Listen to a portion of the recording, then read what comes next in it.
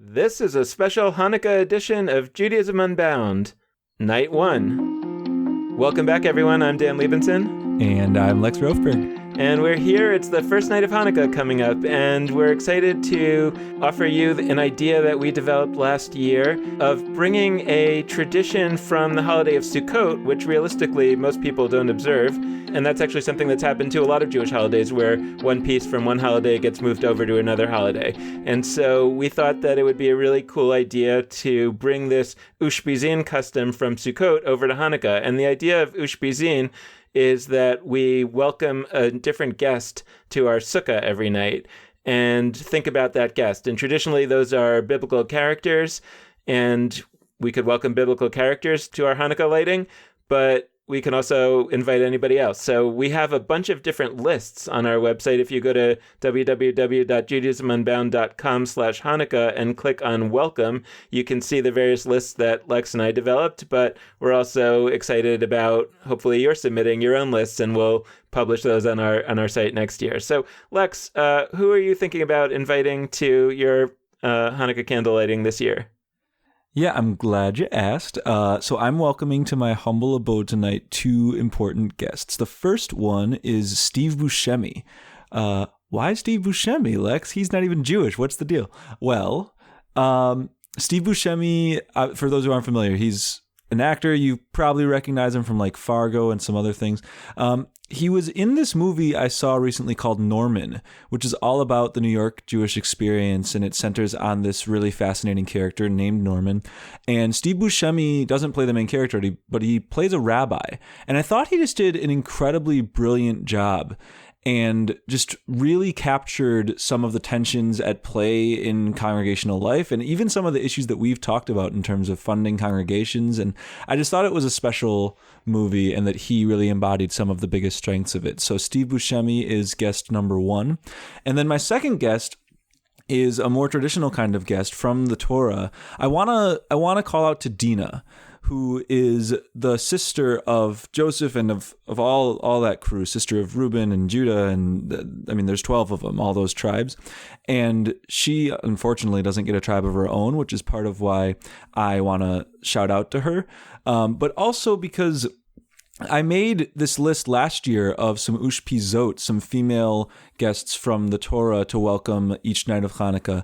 And I didn't think to include Dinah. And I regret that on a number of levels. But in particular, in the culture that we're in right now, where we're finding out left and right about all sorts of people in Hollywood and in politics who have been committing terrible acts of sexual assault. Dinah was raped in the Torah. And it's really a significant moment in Genesis, both because it's a rape of a core member of the family of Israelites that would become sort of the centerpiece of the rest of the books, but also because she doesn't really get spoken about in any other way. She is, the sister who gets raped and then she's gone and she's never developed in any sense. And I think that that's a real problem and something that I would hope that the text atoned for at some point, but really hasn't, unfortunately. So I wanted to shout out to her this time around and think about how through these guests we can really connect lessons from our current time to ancient and contemporary kinds of guests.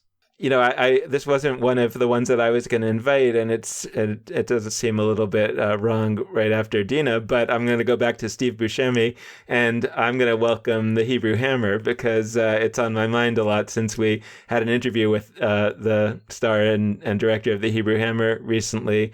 And I think that it's really kind of fun to imagine inviting a Jewish superhero every night, to think about what are images of Jews that are fun. The second one that I was thinking about inviting is, I guess in another way, another Jewish superhero who is Albert Einstein, because, I think it's really interesting. Someone like Albert Einstein feels to me like a Jewish role model, a really powerful Jewish role model, like more so than I think for me, a lot of biblical characters. Here's somebody that profoundly connected to being Jewish and it was important to him. And at the same time, obviously had a profound impact on the way that people understood how the world worked, not through miracles as we would think of them traditionally, right, where some supernatural force creates the miracle. But I think that Einstein also had a notion of miracles that are kind of, the awesomeness of nature. And so I feel like Einstein is really like an interesting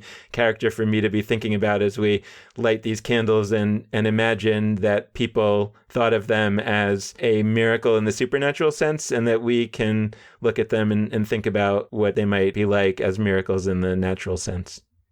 Well, I love those, Dan. And it sounds like we have to do some sort of Skype meeting or Zoom meeting with the six of us, you, me, Albert, Steve, Dina, and Mordechai. That's the Hebrew Hammer's given name. I think we're going to have to schmooze. It should be a good convo.